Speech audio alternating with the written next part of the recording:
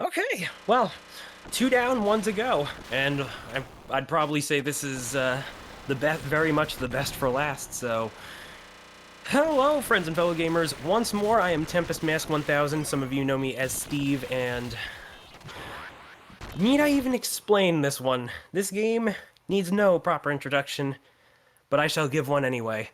The very first of Treasure's Genesis releases, one of many Sega releases, and a cult classic in its own right. This is Gunstar Heroes, and joining me on commentary is the incomparable Cypherin. How are you doing, good sir? I'm doing good. Thank you for having me. Hello, everyone out there in SegaCrew land. So, this is going to be any percent easy, which is a very simple category to go through. And I will say right now that I am actually running on a Genesis Mini, which is a bit of an unorthodox thing. But yeah, if you want to get this game, there are so many ways to do so. You can even get it free on iOS or Android if you so choose to do that version. Which, hey, considering how good those Sonic versions are, I would imagine this one's just as good. Otherwise, you got the Mini, you got the one, you can just pay for $1 for the Steam version. There's so many ways to get it. I mean, heck, I even got it right here on my 3DS. So, nice, yeah, very no, nice. Absolutely. I love this game so much, and I hope you all are ready to rock and roll. So we're going to get things started, and a crew behind the scenes knows when to start timer, so let's just jump right into it. And hold on. Yeah. Alright, so starting things off, I'm going to go straight up to the Dice Palace, the infamous RNG Fest. But the reason for that is so we can simply... Oh, dang it, there it was. I wanted it. I'm going to have to wait for another one already. The game's juking me. Yeah, so Tempest here, because he picked easy, usually we want to get Dice Palace out of the way early because it can set the tone for the run with the RNG element of trying to get through the number of spaces within the little mini board game that you're going to do coming up here, where you fight a bunch of like mini bosses, or you find areas that might have health and power-ups or some other kind of little just mini activities. But Dice Palace definitely can cause a run to go great, or it can cause a run to be not as, you know, as great. So we got our first roll here to 3 die, and we're going against Timeron. This is an easy boss. He just drops some bombs within this little timer that he has, but Tempest made short work of him. And you'll see Tempest make use of a lot of melee attacks on easy. Melee is probably your most powerful thing you weapon or so you can utilize against all the enemies here, but also you'll see as he's collected these 2 power-ups, he started with flame or fire, and he also has chaser. He'll make use of that eventually, but again, just rolling through these enemies. Melon Bread, the infamous Melon Bread, didn't even have a chance to say hello, and we're continuing just to just pile through these enemies, just pow. I would have loved to have him face forward. I know we all love doing that. Yeah. Sadly, not meant to be. Not meant to be. Oh, here's my personal favorite. Here we go. Yeah, this one's really fun. And let's see. There's a little... Oh, going for it. Yeah. Yes, nice. Very nice. There's a little clip you can do there and just shaves off some time to get to the little exit. So very nice, Tempest. Very nice. All right, so far looking pretty good as can be. Yeah, looking very good. Wouldn't mind landing on one of those item spaces, but the game wants to put Tempest to the test. So now we have the Phantom. But this is good because I think you get a heart at the end. So yeah, this is a good one. I forget. It's been a while since I ran this myself. It's a bit of a beefy Phantom at best, or beefy Phantom at worst. It is what it is, really. Mm-hmm. Yep, you did get that heart drop, so that's good. Get a little extra boost to keep moving forward, keep this awesome momentum going. And let's see. Oh, all right. Oh, so now we got to fight the infamous tofu. I forget the full name. Curry and rice. Curry and rice. There it is. I hate this enemy. but He's not too bad when you do the little strat that I'm gonna. Yeah, okay, there. Oh, dang it, I got hit by him though. So basically, I want to lure him out to do the little flingy attack right there, because then you can just walk right up and throw him. And I'm gonna have to land a punch to finish it off. yeah, Kaboom. and curry rice is down, making me hungry. So I'm a little low on health, but that's okay, because that little thing I just did there in place of his head, which explodes at the end of the fight, was just to try and you know, make things go a little bit quicker. Other than that, we've got Abba Rainbow Gel. I'm going to do a little nice trick where if you do a half turn input and then press the jump button while you're on the ground, you do a very special version of the slide, which it is very helpful. It can be a little situational seemingly, but in terms of Abba Rainbow Gel and the minion soldier, yeah. All right, so I want to avoid a 3, thank God. And that's we want to avoid a 1 as well, but that was good. We definitely can use the health here. Absolutely. Whoop, come on, get down, Blue. So that's the fun part about what I'm doing here. So not a lot of people know that you can actually choose which color your player is between red and blue. Canonically speaking, red is the free shot character, and blue, yes! Yes! Blue is the fixed shot character. So because I'm playing with fixed shot, I only feel it's natural to play as blue. The fun thing about the 3DS version is that the way M2 handled it was you can choose to like the 2-player option, and doing it that way you'll play as blue. So other than that though, all I'm doing is just having my controller plugged into the 2P slot and then select 1P. Yeah, and so Tempest right now is fighting black here, which this is a very easy fight. Again, on easy, especially taking advantage of the melee attacks. You see him just letting loose with these jump kicks and finishing it off with the fire. Very, very, very nice fight. Great job. And just very nice to get through Dice Palace all together. Like, we didn't hit the way back. You handled all the bosses just very cleanly. Just great job so far. I'm just going to try and position myself right here so that, yeah, okay. Just a smidge of movement. Oh, by the way, shout out to the cow in the background. And now we're going into the usual beginner's choice stage for most of casual player. This is pink, and it is a pretty easygoing level. The reason I did those little down kicks instead of, like, after the first 2 jump kicks was that I wanted to try and avoid destroying those buildings, because those native houses, they can be destroyed by your attacks as much as they can be destroyed by enemy attacks, and it'll cause an ungodly amount of lag, which I'm pretty sure that despite this being a Genesis Mini, I think it's still something I want to take into account, potentially speaking. So, yeah. The oddball thing about the Genesis Mini, unlike most mini consoles, like say the NES Classic and the SNES Classic, is that Genesis Mini is not actually listed as its own platform, which is okay. It's not like there's a whole lot that needs to be worried about it. I think it's just usually considered an emulator at best, and that's about it. But yeah, here's Bravo Man. And Bravo that's the song Man. always got me. This song always, I was like, yeah, buddy.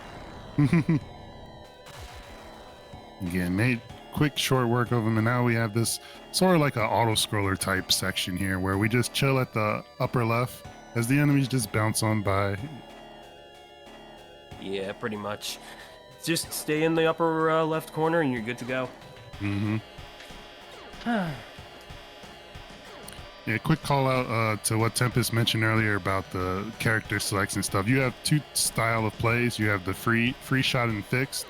Fixed, I think, is selected by most runners just because it allows you to have better control of the fire chaser, the flame chaser, however you prefer to call it. But yeah, the preferred weapons of choice for the run. All right, cool. Now we're going up to the Pinky Rotor boss fight. And this is going to go pretty quick. Yeah, similar to the black fight, melee attacks are king. All I got to do is just jump on here. We're going to say hi to Pink's henchmen. And, oh, they just... wow. Juked. Never mind. That was not as smooth as I wanted it to be. Hey, that's fine all the same. It's still fine. Very much so. Oh. Okay. So... the plot of this game, you all are probably wondering, for those uninitiated, this takes place on Gunstar 9, and in this world, there are these 4 gems, each of which have, I guess, a relation to the gun powers, apparently. I'm not sure if that's truly canon or not, but what we do know is that each of them have immeasurable power when combined, that the evil faction of the game, the Empire, led by Gray, is seeking these things to create a new world under their rule, and so our job, of course, is to stop them. The intro cutscene is pretty vague about whole shenanigans, but apparently the Gunstars, the protectors of Gunstar 9, were trying to put a stop to what the English manual mistranslated as Colonel Red. He's technically named Smash Daisaku. We saw him for a little bit. He's a kind of an M. Bison ripoff for those that are unsure what he looks like. And overall, the Empire got the gems. We're trying to save Gunstar 9. This is Green stage, and Green is the brother of Yellow, which is the girl on the right side of the stage select. And unfortunately, he, for whatever reason, was brainwashed into working for the Empire, so now we're trying to talk some sense into him. And this is basically an auto-scroller level. This minecart, I can actually do a nice little thing here. I like to make it go... oh, whoops, I forgot to take care of those sleepers. But yeah, I just sort of like hover in the middle. Yeah, that's what I was. Yeah, there we go. Just for a little bit. Hey, just a very straightforward level. It's worth mentioning too that the difficulty you choose not only it's not just an actual difficulty selection. Actual patterns or even extra little aspects of the boss moves can change depending on what. For instance, there was that little pollen minion thingy, that little giant green stalk in Pink stage. That thing has pollen spores. They did nothing when they touched the ground in this, but on normal and higher, they can spawn enemies. So that's just an example. That's just my go-to example. And in this case, Green's fight is going to be, well, we'll talk about him once we take care of the train, because, Cyphrin, if there's one thing you gotta know about me, I like trains. There you go. There's Smash Daisaku, the M. Bison clone. Yeah. And now I'm just gonna try and circle the flame around. Aw, oh, dang it, they got a couple of minions off. If I do that just right, you won't even see that happening. Alright.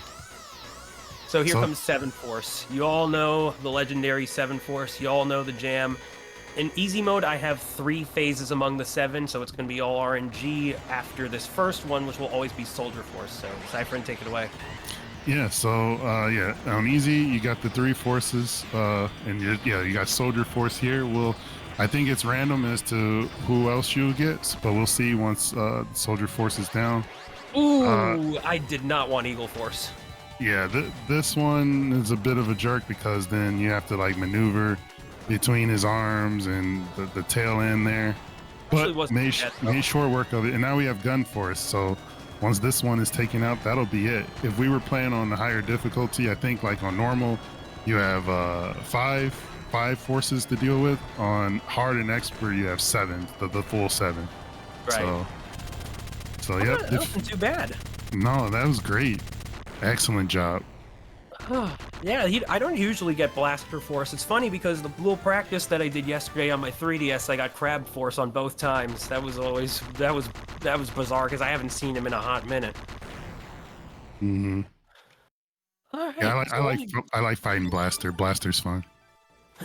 I'd say my personal favorite would have to be Urchin Force, just because it's so simple and yet it's kind of cool that way.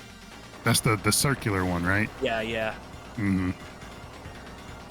All right, so now we're on Orange's stage here, and this stage is very, at least amongst runners, is infamous for causing soft locks if you're not careful. This ship that's coming up here, in which Tempest will be able to stand on it, I guess it sort of moves up and down, and I guess as it goes up and it goes down, you can say that's a cycle that completes. And as you get further into the level, if you move too fast, I think you scroll the screen a certain way while that cycle hasn't completed, there's a potential for a soft lock. So we're definitely hoping not to get that here. But otherwise, yeah, this is usually the final stage within the first 4 stages that our runners and Steve here will encounter before we continue through the rest of the game. And at that point, it becomes more linear. Yeah, it definitely becomes more linear. I gotta say though, this game feels so good to play on what is a very well-made replica of the old controller. I think this is one of the reasons I love my Genesis Mini so much. And hey, even if I gotta emulate a game, I can still plug it in. It's just USB. Yeah, no, yeah, the Genesis Mini is great, and still hoping for that Dreamcast Mini or a Saturn Mini of some sort. Sega, if you're watching. Well, yeah, funny enough, last year in October, they did release the Genesis Mini 2, which is based off of the Model 2. So I imagine there's going to be one more. But the nice thing about that is we got games like Alien Soldier and CD titles like, well, Sonic CD. So I actually forgot about the Model 2 release. I have to look that up. Yeah, no, it's quite available right now. Not necessarily something I personally need. If anything, this was a Christmas gift, so major thanks to my parents for getting me on that fateful Christmas. Oh, awesome gift. Wonderful thing. It's got a mini boss here. About to make very quick short work. Again, thanks to our flame chaser here. Boom, done. Moving on, picking up some extra health. And also at the same time, while picking up this health, it helps to, again, slow down the screen just enough so we don't have to run into that soft lock I mentioned earlier. But now we have our first instance of fighting Smash Daisaku here. And again, M. Bison clone. Somewhat, you'll see him doing some kind of like charge attack into you, but right now he's tossing bombs. And again, just quick work. Just Steve's killing it here. But now we got Orange, the Orange fight, and Orange is pretty easy, though he can be dangerous in the fact that he can grab you and basically toss you off the gyrocopter here. So really, okay, and then waste time by jumping up into the propeller blades and spinning around. But yeah, we can get him to a soft lock here, or not soft lock, but we can get him into a stun lock. Stun lock, yeah. These throws, yeah. Nice. And yeah, defeated. All right, I'm pretty sure I won't be getting that big concern. It's actually weird though. I just noticed. Actually, that's the wait. Okay, it was gonna be like, I noticed there was a black bar all the way to the left of the screen. That's not something I usually see with my menu. Yeah, I wasn't trying to. I wasn't jinxing. I was. No, I know. Jinx. You were. Oh boy. So, yeah, there was a little cutscene skip. You can actually, so whenever you select the stages normally by pressing the buttons, you get a little dialogue from Professor Brown. That is his name, by the way, the guy with the mustache, who does a little stylish pose before you enter the level. So, love that pose. He's a very memorable character. Very, very energetic. Of course, we saw him get tied up there, which is not too good because now the Empire has kidnapped Yellow, and it's our job to, by the demands of Gray, bring the gems to them and perform what is essentially a hostage trade. It's a little unfortunate, but you know, we gotta save our friend. She supported us all the way. It's only fair that we do her that much. Yep. So, yeah, if we can here and there against these phantom checkpoints, there's usually flying like I don't know what you call them, just flying like bomber platforms or whatever. Yeah, bomber platforms. You can use those to toss them at the phantoms to do like a quick kill. Otherwise, just melee them to death, just as Steve did here. I'm looking pretty not so good on health, so I will definitely take as much time as I need to get some more. Otherwise, that little freight stack right there is really annoying. Oh, there we go. Nice. There we go. That was the quick kill. Great shot there. Perfect. I loved it. At least I got to do it once. Okay, come on. The worst part about the constantly spawning great soldiers is that if one of them decides to throw you into the air, it's a very long and very short arc. So it's not like you're even making that much distance. And God forbid they decide to juggle you. Yeah, they can definitely keep you in the air and take off a huge chunk of your health if they want to. Now the weapon bird right there, you can actually get more than one power-up. Normally you can get it from like the first hit, whatever it is, but then you can do melee attacks to get more, and then you can get like at least one more if an enemy hits it. At that point you might see it get destroyed, but you know, just a little nice tidbit in case you didn't know. Alright, still looking pretty low on health. Gotta clear out the remainder here as we see the absolutely phenomenal love dance. Wait, Smash, what are you doing? Come on, buddy. Please, no. I paid for that show. Come on. I want a refund. All right, so he's going to do his jetpack phase once again, and he's going to attempt his not Psycho Crusher move at some point, which is good because, yeah, okay, there we go. I can continue to hit him with that way. Like, he'll still be vulnerable. He won't go into stun while he's in the middle of that. All right, here we go. Now he's going to do a Monkey D. Luffy impression, if you're all fans of One Piece. Gomu Gomu no! Big! Oh.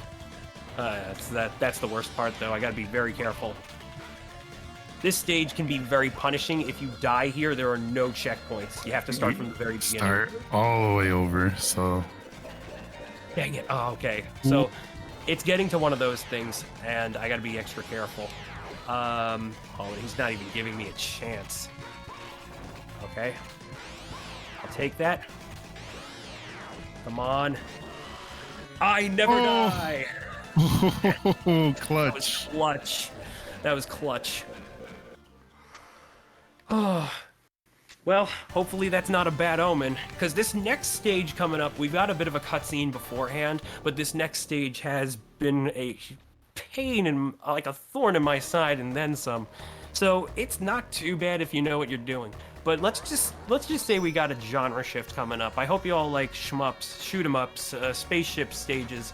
We got one right here, and well, it can get the better of me enough times so that when I first started this run, it was so many deaths on those. I'm not even afraid to admit that much, but that's the one thing I definitely put the most practice into when it came to preparing for this event. Other than that, we got the little native mini fellas here. Not sure why they're like that, but hey, more power to them for being able to sneak up on Daisaku like that.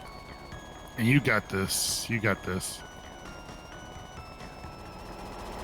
But yeah, the spaceship stage is obviously an auto-scroller, so there's not really much that I can do aside from trying to clear certain enemy things. This is also the one dialogue that you can't skip by pressing the start button, so do note that you have to scroll through it normally. Alright, so also fun fact, the spaceship's little orbs do change color if you do play as the red character or the blue character. I think canonically it's supposed to be blue, because at the end of the cutscene you see that, but yeah. Yeah, and as two players, if two players were playing, one would actually pilot the ship and the other would control the second orb that floats around the ship. Yeah, there you go. So, one thing that I can do is, if I press the jump button, it'll do a dash like that. It's gotta be in a certain direction, though. It's not like I can just... Yeah. Oop. Yeah, that was a bit of a clip right up. No. Please, not now. Let's... See, this is exactly what I mean. I gotta be a little careful here. Yeah, I know Dagron has said that one particular strategy that can help out is if you try to be very pacifistic as possible. For me, I think the whole idea is just to try and clear out the enemies, just to ensure that the bullets don't get the better of me, because that's just no good. Hi, Timeron. Bye, Timeron. Yep, the second coming of Timeron, and you all barely got to see it. And it's better. Yeah, it's for the better, though. Yeah. But yeah, to Dak's point, it's usually to help reduce the lag on this stage, because this stage can get pretty laggy at times. But I'm with you in that, like, if you can just clear out the enemies quickly enough, then they won't have a chance to shoot their bullets and things like that, and hopefully that'll help reduce the lag too. Yeah, pretty much. Because the thing is, when you want to avoid taking too much damage, because sadly, like with the last stage, the checkpoint system, while there is one, it's not until the end of the spaceship section. So you really want to be considerate of that. Otherwise, if I die here, we got to see all of this again. Mm-hmm. All right, I'm gonna let them try to scare me a little, but not really. Okay, not too bad. All right, I'll stick here now, and I'll be shooting some chaser shots. So, something we didn't mention. Obviously, you have the power to shift between. You have the power to shift between different elements. You can choose between the singular elements. You can do the fusion elements. Yeah, and that's just the simple explanation to it.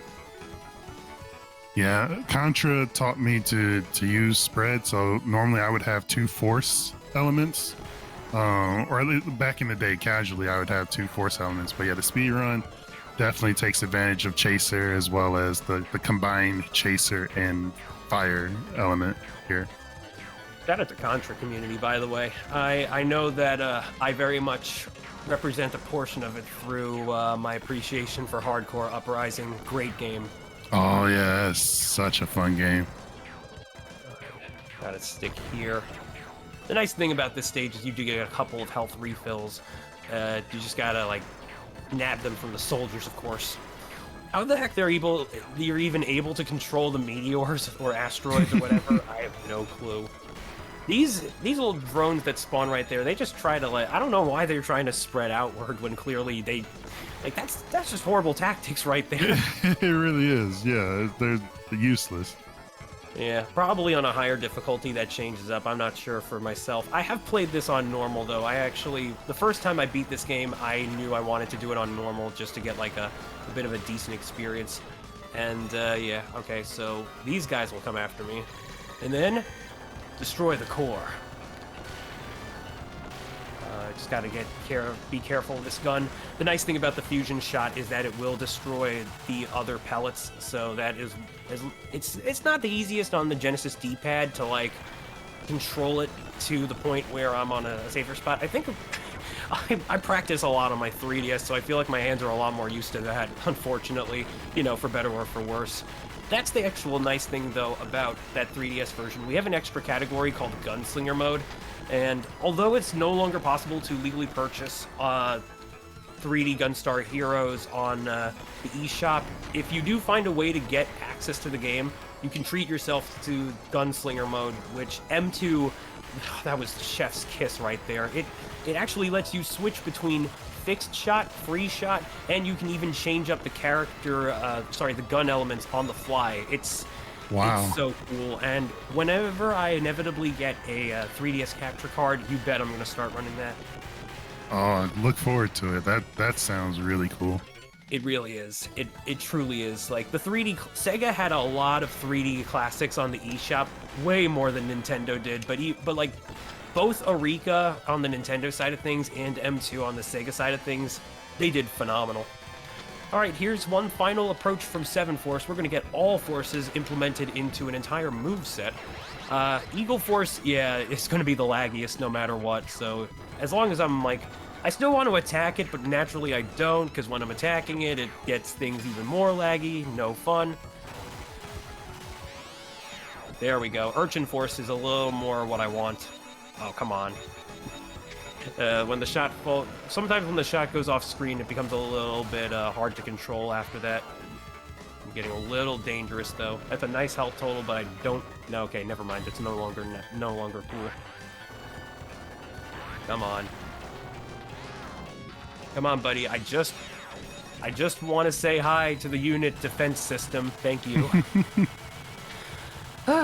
Good gosh. Well, luckily, the fact that I killed it below the screen actually kind of made the transition point faster, too. Oh, yeah. You want to kill him either where it's low on the low side of the screen or to the far left. Yep. So now... Okay. So this always intrigues me, this particular boss. It's not too bad, but it can be a little quirky. Cyphrin, take it away. All right, so first up is the unit of hammer here, and the hammer shoots out these projectiles all the while trying to smash our hero here, which again, no time to really explain because it's already gone. But it does try to do one final attack there as it's fading from the screen. This time now we have the unit of dragon, which is going to circle around in the back here, but then we'll be able to attack it once it comes into the foreground here. And yeah, if we can get off some melee attacks, that's ideal. Come on. But otherwise, yeah, we can use the flame chaser. Nice. Wasn't the perfect dragon fight, but you know, that can still go pretty simple, and it's not like it really does much. I'd say the hammer one can get especially egregious if it does its sweeping attack. By the way, this is not... I know the flashing effects are not super duper intense, but if you are a little concerned for your health safety, then no problem in looking away. I'd say this is as bad as it gets, honestly. Yeah. And this was Runner, and goodbye, Runner. Least he could have done was give us a final wave.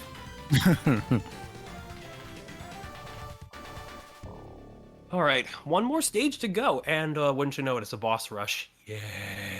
Woo! Actually, so unlike Mega Man, which again, great Mega Man run.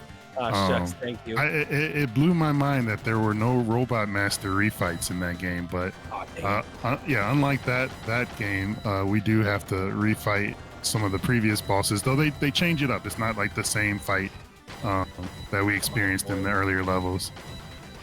Oh, Can's giving me the jukes. No. Oh well. That could have been a little better. So, the setup for that one was I get on top of the Dutch Battalion mech. I just try to get them. I'm gonna throw this guy on the floor 3 times. Or he just wants to jump. Never mind. Okay, so I'm just gonna. Yeah, those flashers, those little flash orbs, those whatever they're supposed to be, they're annoying. I know but that, you can kick right through them just as you are. Yeah. Yeah, So you yeah. kick right through them. I know that on the first one, it is like it can save a bit of time to do a slide/damage boost or whatever. And now we're starting to fight the generals. So Pink Lobster. I'm just gonna silence myself for this one. So yeah, ideally we want Pink to just keep doing these melee attacks. Otherwise, Pink, I think at a certain health level, will shoot out these bubbles that can sort of tangle you up. But yeah, didn't with the melee attacks, did not have a chance at all. So again, excellent fight. And now Orange, as you can see in the front there, he's like, "Oh, I'll handle this." He's coming out to try to take on our hero Blue here. Orange can be really dangerous if you're not careful. Just because he'll do all kinds of crazy charges. He's way faster than what he was when we fought him on his earlier stage. But again, like once he gets to a certain health level, then he starts to lose his mind. But so far, this fight's going great. Okay. Dang it, got a throw on me. That's not too bad because, you know, only 20 a pop. And if anything, it just gives me closer to... oh, come on. Why am I close to... That's too close. The game going a mile a minute, so does my mind. Oh, no.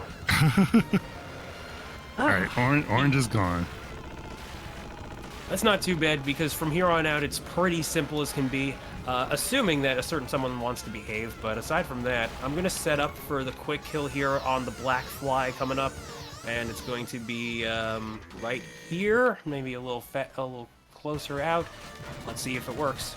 Yeah, so with these jump kicks here, nice, very nice. So yeah, if you're slow in that fight, Black will like leave the screen, and you'll have to deal with like his lasers that he was shooting there, and you have to avoid them or destroy the laser emitters, I'll call them, until he returns, and then you can fight him again. But with that, Steve essentially one-cycled him, didn't give him a chance to do anything. And here now we have Green for the final time. Still brainwashed, but we're gonna...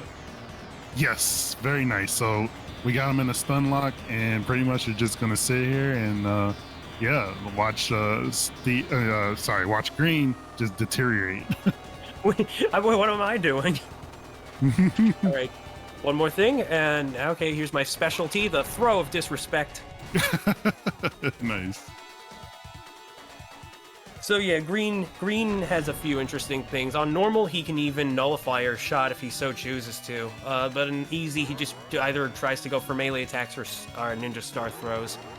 And now you would think that we would be fighting Gray, but this this loser never ever gets a boss fight, not even in the Game Boy Advance sequel, Super Gunstar Heroes. He's just junked on no matter what, cutscene and just all that. It's kind of a shame. He's kind of like Bobbity from Dragon Ball in that way. All talk, no show. Mm-hmm. All right, final boss. Here comes the climax. This is Gold and Silver. I can't damage him. He's got the highest health in the game. The only way to damage him is by hitting the jewels. So I'm going to do this, and we're going to see if he decides to behave. I need him to not do a oh, dang it, of course he had to throw me. That was a otherwise very safe spot to do. I'm gonna try it again. There we go. That's what I wanted him to do in the first place. Yeah, and the more, if we can overlap our shots over more gems here, the quicker we can kill him, which done, but time will come once this screen here, I guess you could say, fades or transitions to another kind of cutscene. No. Oh no. No, please, wait. No, man. Well, there goes our guns, I guess. Yeah. And with that, it's time. Woo, Ooh, yeah. That was solid. Yeah, great That was job. solid. Oh, man. Oh, wait a minute. 34 minutes? Yeah, that's definitely a PB right there. Awesome. GG. Heck yeah. Oh, man. That's so good. That was so good. And I avoided the spaceship death as well, which, again, the worst. But, you know, oh, man.